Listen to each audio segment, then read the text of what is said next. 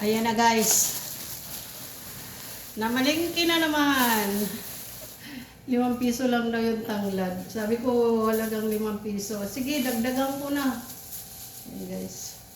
Kaya sa manok ko yan ilalagay guys. Ayan o. Bumili ako ng manok. Siyempre, walang katapos ang ampalaya. Bumili rin ako nito. Yan.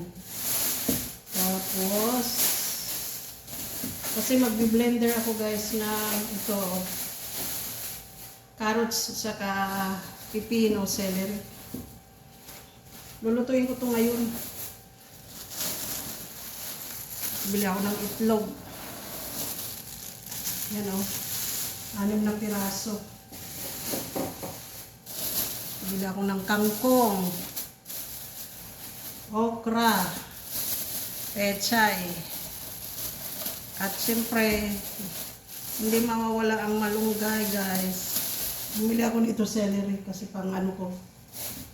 Pang blender. Ayan, yung malunggay. Walang matapos ang malunggay. At saka, ito.